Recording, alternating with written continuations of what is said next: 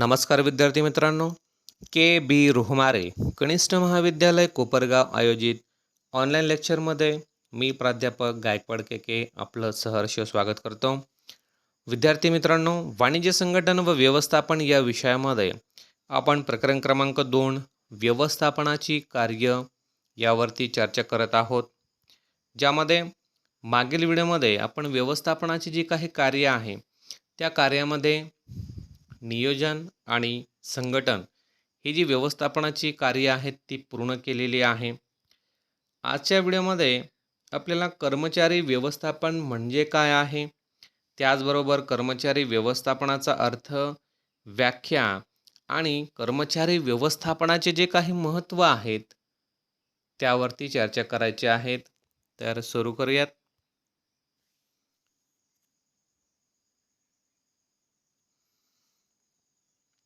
कर्मचारी व्यवस्थापन म्हणजे काय आहे, तर पहा की कर्मचारी व्यवस्थापन हे एक घटनात्मक रचना आणि योजनेप्रमाणे अंमलबजावणी करण्याचं काम आहे. बघा की संघटन प्रक्रियेमध्ये आपण एक प्रकारचं स्ट्रक्चर तयार करत असतो. एक मनुष्यबळाची एक साखळी तयार केलेली असते आणि त्या साखळीच्या माध्यमातून त्या व्यक्तींना विविध पदं दिलेली असतात आणि त्या विविध पदाच्या माध्यमातून व्यवसाय संघटन हे काम करत असतं. म्हणून ती एक घटनात्मक रचना आहे असं आपण म्हणू शकतो. आणि नियोजन कार्यामध्ये जे काही आपण नियोजन करून ठेवलेलं असतं त्या नियोजनाची अंमलबजावणी या मनुष्यबळाच्या माध्यमातून आपण करत असतो. म्हणून कर्मचारी व्यवस्थापनाच्या अर्थामध्ये आपण म्हणू शकतो की कर्मचारी व्यवस्थापन हे घटनात्मक रचना आणि योजनेप्रमाणे अंमलबजावणी करण्याचं कार्य म्हणजे कर्मचारी व्यवस्थापन आहे. त्याचबरोबर आपण म्हणू शकतो की ही एक उत्कृष्ट कार्यशक्ती आहे ज्यामध्ये भरती करणे, निवड करणे, कार्याची जबाबदारी देणे, मूल्यांकन करणे, मोबदला देणे आणि कार्य विकसित करून टिकवून ठेवण्याची प्रक्रिया म्हणजे कर्मचारी व्यवस्थापन आहे. पहा कुठल्या कुठल्या गोष्टी आपण पाहिल्यात की भरती करणे, निवड करणे, कार्याची जबाबदारी देणे, मूल्यांकन करणे, मोबदला देणे, कार्य विकसित करणे आणि टिकवून ठेवणे म्हणजे कर्मचारी व्यवस्थापन आहे. म्हणून प्रत्येक उपक्रमाचे सर्वसाधारण यश आणि वाढ ही कामगार व्यवस्थापन यांच्यावर आधारित असणार आहे. त्यांच्या बुद्धिमत्ता आणि कौशल्य यांच्या वापरावर आपण भर देणार आहोत, ती टिकवून ठेवणार आहोत, त्यांना प्रशिक्षण देणार आहोत आणि त्यांच्या प्रशिक्षण विकासाचं आयोजन देखील करणार आहोत की जेणेकरून संघटनेची जी आव्हानात्मक शक्ती आहे ती आपण वाढवू शकणार आहोत. म्हणून या सर्वांच्या जोरावरती, मग ती यांत्रिकी असेल किंवा आर्थिक असेल, यांच्या पलीकडे जाऊन आपण मानवी व्यवस्थापन करणं म्हणजे कर्मचारी व्यवस्थापन आहे. म्हणून मनुष्यबळ ज्यावेळी आपण म्हणत असतो की मनुष्यबळ विकास आहे, मनुष्यबळ ज्यावेळी संघटनेमध्ये काम करतं त्यावेळी या सर्व गोष्टींचं व्यवस्थापन करणं गरजेचं असतं. म्हणून संस्थेच्या सुरुवातीच्या काळापासून कर्मचारी व्यवस्थापनाची गरज निर्माण होत असते. संघटनेमध्ये ज्यावेळी एखादा कर्मचारी रुजू होतो त्यावेळी त्याने केलेले कामं असतील, त्या कामाच्या अनुभवाच्या आधारावरती त्याची पदोन्नती असेल, त्याची बदली असेल किंवा व्यवसायाचा विस्तार असेल, त्या कर्मचाऱ्याची निवृत्ती असेल, त्याचा राजीनामा असेल किंवा एखादा काम करत असताना घडणारा अपघात असेल, त्याचबरोबर कर्मचाऱ्याचा मृत्यू असेल, अशा कारणांमुळे ज्यावेळी पदं रिक्त होतात त्यावेळी कर्मचारी व्यवस्थापनाला या संदर्भामध्ये महत्त्वाची भूमिका निर्माण होत असते की योग्य कामासाठी योग्य मोबदल्यासह योग्य व्यक्तीची नेमणूक करणं म्हणजे हे कर्मचारी व्यवस्थापनाचं मूलभूत कार्य आहे असं आपण म्हणू शकतो. हे थोडक्यात आपल्याला या संदर्भामध्ये सांगता येईल की कर्मचारी व्यवस्थापन म्हणजे काय आहे, तर जी संघटनात्मक रचना आहे आणि त्या रचनेमध्ये असणारे विविध पदं आहेत त्या पदांवरती योग्य व्यक्तीची निवड करणं हे व्यवस्थापनाचं काम आहे. आणि फक्त निवड करून थांबायचं नाही आहे, तर तो व्यक्ती ज्यावेळी काम करत असेल त्या कामाचा त्याला मोबदला असेल, त्याची पदोन्नती असेल, त्याची बदली असेल, घडणारे अपघात असतील, असणारे मृत्यू असतील, अशा सर्व गोष्टींचं व्यवस्थापन करून ठेवणं म्हणजे कर्मचारी व्यवस्थापन आहे, असं आपण या ठिकाणी म्हणू शकणार आहोत. त्यानंतर आपल्याला कर्मचारी व्यवस्थापनाच्या काही व्याख्या आहेत, त्या पाहायच्या आहेत. त्यामध्ये पहा, एकूण 3 जे विचारवंत आहेत, त्या विचारवंतांनी आपल्याला व्याख्या दिलेल्या आहेत. पाहूयात क्रमाने. पहिले विचारवंत आहेत थियो हायमेन. थियो हायमेन यांनी आपल्याला कर्मचारी व्यवस्थापनाच्या संदर्भामध्ये काय व्याख्या दिली पाहूयात. कर्मचारी व्यवस्थापन अधीनस्थ व्यवस्थापकाची भरती, निवड, विकास, प्रशिक्षण आणि मोबदल्याशी संबंधित आहेत. पहा, जसं आपण अर्थामध्ये पाहिलं त्याप्रमाणे व्याख्या आहे की कर्मचारी व्यवस्थापन म्हणजे काय आहे, तर अधीनस्थ व्यवस्थापकाची भरती, म्हणजे व्यवस्थापकाची निवड करायची असेल, त्याची भरती करायची असेल, त्याचा विकास असेल किंवा त्याचं प्रशिक्षण असेल आणि ह्या सर्व कामांचा मोबदला असेल, या सर्वांच्या संबंधित असणारी जी कार्य आहे ती कर्मचारी व्यवस्थापनामध्ये येतात. त्यानंतर दुसरी व्याख्या आहे लुथर गुलिक यांनी केलेली. यामध्ये ते म्हणतात की कर्मचारी व्यवस्थापन हे कर्मचाऱ्यांना आणणे, प्रशिक्षण देणे आणि कामाची अनुकूल परिस्थिती टिकवून ठेवणे अशा पूर्णपणे कर्मचाऱ्यांशी निगडीत कार्य म्हणजेच कर्मचारी व्यवस्थापन आहे. पहा, या व्याख्येमध्ये देखील थियो हायमेन यांनी जे काही सांगितलेलं आहे किंवा आपण अर्थामध्ये जे पाहिलं आहे तेच पुन्हा दिलं आहे बघा. कर्मचारी व्यवस्थापन म्हणजे काय आहे, तर कर्मचाऱ्यांना आणणे याचा अर्थ कर्मचाऱ्यांची निवड करणे, त्यांना प्रशिक्षण देणे आणि कामाची परिस्थिती टिकवून ठेवणे अशांना आपण अशी जी कामं आहेत ती कर्मचारी व्यवस्थापनाशी निगडित आहे असं आपण या ठिकाणी म्हणू शकतो. त्यानंतर तिसरी व्याख्या आहे एस बेंजामिन यांनी केलेली. यामध्ये ते म्हणतात की कर्मचारी व्यवस्थापन प्रक्रिया योग्य कर्मचारी ओळखणे, त्यांची पारख करणे, योग्य ठिकाणी रुजू करणे, मूल्यांकन करणे आणि कामासंदर्भात मार्गदर्शन करणे या सर्वांमध्ये गुंतलेली आहे.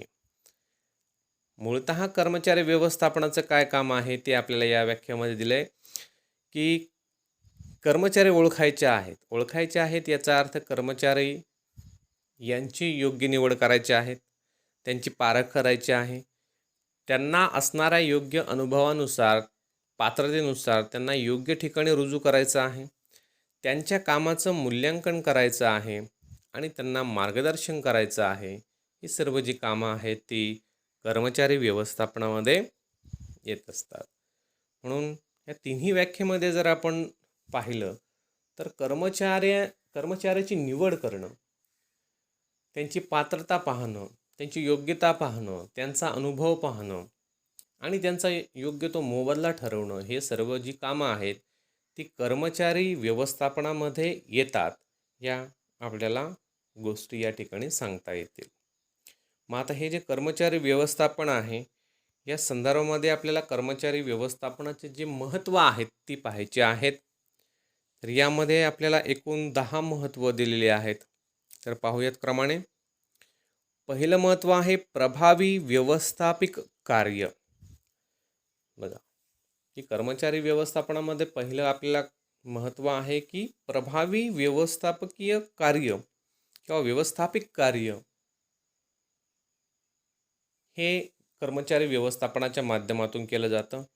यामध्ये काय आहे पहा की नियोजन असेल, संघटन असेल, निर्देशन असेल आणि नियंत्रण असेल, अशी ही व्यवस्थापनाची कार्य आहे. ती कार्य कर्मचारी व्यवस्थापन या माध्यमातून त्या कर्मचाऱ्यांची कार्यशक्ती, उत्पादन असेल, विक्री असेल, वित्त असेल, या सर्व गोष्टींमध्ये ही लोक काम करतात किंवा ही कर्मचारी काम करतात. त्यांची कार्यशक्ती वाढवण्यासाठी आपल्याला कर्मचारी व्यवस्थापन महत्त्वाचं असतं. त्यानंतर दुसरं महत्त्व सांगता येईल की मानवी संसाधनाचा प्रभावी वापर. बघा, कर्मचारी व्यवस्थापनामुळे काय होणार आहे की मानवी संसाधन जे आहे म्हणजेच कर्मचाऱ्यांची जी कार्यशक्ती आहे, त्या कार्यशक्तीचा प्रभावी वापर आपल्याला करता येणार आहे, की ज्यामध्ये भरती असेल, निवड असेल, नियुक्ती असेल, मोबदला असेल, प्रशिक्षण असेल, विकास असेल, या सर्व गोष्टींची काळजी ही व्यवस्थापनामध्ये किंवा कर्मचारी व्यवस्थापनामध्ये घेतली जाणार आहे.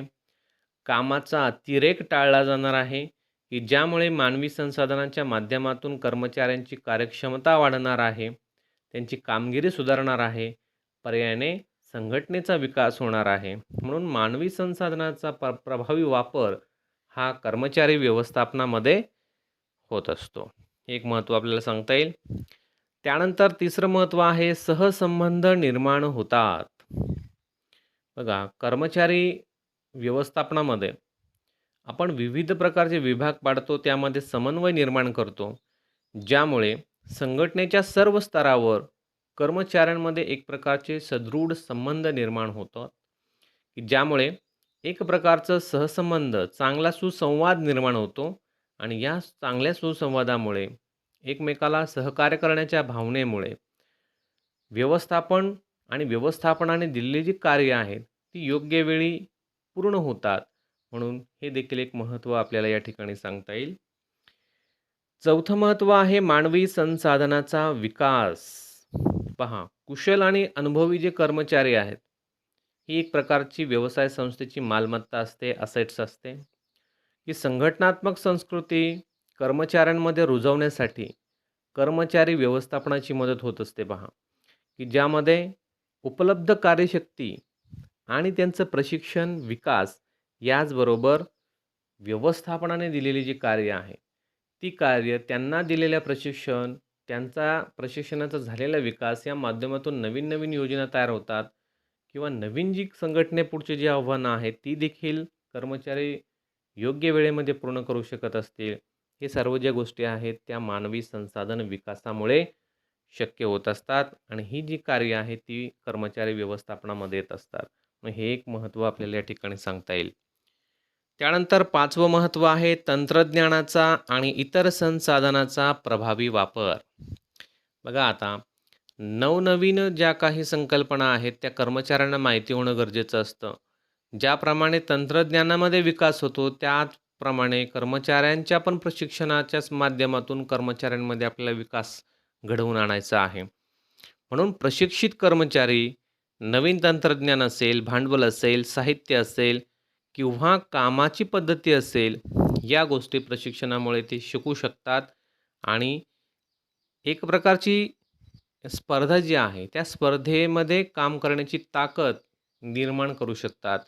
म्हणून तंत्रज्ञान आणि इतर जे संसाधनं आहेत, त्यांचा प्रभावी वापर करण्यासाठी आपल्याला प्रशिक्षणाची गरज निर्माण होते. म्हणून प्रशिक्षणाच्या माध्यमातून एक प्रकारे कामाचा दर्जा सुधारतो, उत्पादकता सुधारते, गुणात्मक वाढ होते. पर्यायाने संघटनेमध्ये त्याचा चांगला इम्पॅक्ट होत असतो. संघटनेला त्याचा चांगला फायदा होत असतो. म्हणून कर्मचारी व्यवस्थापनामध्ये तंत्रज्ञानाचा आणि इतर साधनांचा वापर हा प्रशिक्षणाच्या माध्यमातून करणं गरजेचं असतं. हे एक महत्त्व आपल्याला या ठिकाणी सांगता येईल. त्यानंतर 6वं कार्य आहे कार्यक्षमता वाढते. बघा, कर्मचारी व्यवस्थापनामध्ये आपण कर्मचाऱ्याच्या संदर्भामध्ये सर्व गोष्टी पाहत आहोत, की ज्यामध्ये कर्मचाऱ्याचं प्रशिक्षण असेल, निवड असेल, त्याची पात्रता असेल, या सर्व गोष्टींचा विचार करून आपण कर्मचाऱ्याची निवड करतो. त्याचबरोबर जी काही संघटनात्मक बदल होत असतात, त्यासाठी आपण कौशल्य विकास कार्यक्रम आयोजित करत असतो आणि या कौशल्य विकास कार्यक्रमामध्ये कर्मचाऱ्यांना स्वतःचा विकास करण्यास वाव भेटत असतो किंवा मिळत असतो. त्याचबरोबर संघटनेची जी प्रगती आहे, त्या प्रगतीमध्ये प्रशिक्षण आणि विकास या गोष्टीमुळे कर्मचाऱ्यांची जी कार्यक्षमता आहे, ती निश्चित वाढत असते. ते एक एक प्रकारचं दर्जेदार काम व्यवसाय संस्थेमध्ये करू शकणार आहेत. म्हणून कार्यक्षमता वाढवण्यासाठी प्रशिक्षण आणि विकास ही जी काही कामं आहेत किंवा हे जे काही योजना आहे, ही व्यवस्थापनाच्या माध्यमातून किंवा कर्मचारी व्यवस्थापनाच्या माध्यमातून राबवली जात असते. त्यानंतर क्रमांक 7 दीर्घकालीन परिणाम. ज्यावेळी व्यवसाय संस्थेमध्ये पात्र, कार्यक्षम आणि कुशल कर्मचाऱ्यांची नेमणूक केलेली असते, अशावेळी हे कार्यक्षम आणि पात्र कर्मचारी जे आहेत ते नेहमीच व्यवसाय संस्थेची संपत्ती असतात. म्हणून कर्मचाऱ्यांची योग्य निवड संघटनेच्या यशासाठी किंवा संघटनेच्या यशाच्या मार्गाकडे जाण्यासाठी ही महत्त्वाची भूमिका निभावत असतात. म्हणून या व्यवसाय संघटनेमध्ये पात्र, कार्यक्षम आणि कुशल कर्मचारी ज्यावेळी नियुक्त केलेले असतात, अशावेळी यांनी केलेल्या कामाचा परिणाम हा सकारात्मक दृष्टिकोनातून होत असतो आणि हा जो परिणाम आहे तो दीर्घकालीन स्वरूपाचा असणार आहे. म्हणून व्यवसाय संस्थेमध्ये तो कायम असणार आहे, असं हे महत्त्व आपल्याला या ठिकाणी सांगता येईल. त्यानंतर क्रमांक 8 आहे आवश्यक योगदान. पहा, ज्यावेळी कर्मचारी व्यवस्थापनाच्या माध्यमातून कर्मचाऱ्यांची नियुक्ती केलेली असते, अशावेळी निश्चितच त्यांच्या कामामुळे व्यवसाय संघटनेचा फायदा होत असतो, व्यवसाय संघटनेची वाढ होत असते. पर्यायाने व्यवसाय संस्था जी आहे ती एक सुनिश्चित दिशेने कार्य करत असते. म्हणून या सर्व गोष्टींमध्ये कर्मचाऱ्यांचा महत्त्वाचा वाटा असणार आहे, महत्त्वाचं योगदान असणार आहे. म्हणून एखादी व्यवसाय संस्था ज्यावेळी योग्य दिशेने काम करत असते, योग्य दिशेने वाटचाल करत असते किंवा एखादी संघटना ज्यावेळी यशाकडे जात असते, अशावेळी फक्त ते संघटनेचं यश नसून त्यामध्ये कर्मचाऱ्यांचं देखील योगदान महत्त्वाचं असतं. म्हणून हे एक आपल्याला महत्त्वाचं जे काही महत्त्व आहे या ठिकाणी आपल्याला हे सांगता येईल. त्यानंतर क्रमांक 9 आहे कामाचे समाधान. ज्यावेळी एखादा व्यवसाय संस्थेमध्ये कर्मचारी काम करतो, अशावेळी तो काहीतरी फायदा मिळावा या दृष्टिकोनातून व्यवसाय संस्थेमध्ये काम करत असतो. म्हणजे बिगर फायद्यासाठी कुठलाही कर्मचारी काम करत नाही. म्हणून साधारणतः आर्थिक स्वरूपाचे फायदे मिळावेत या दृष्टिकोनातून कर्मचारी व्यवसाय संस्थेमध्ये काम करत असतो.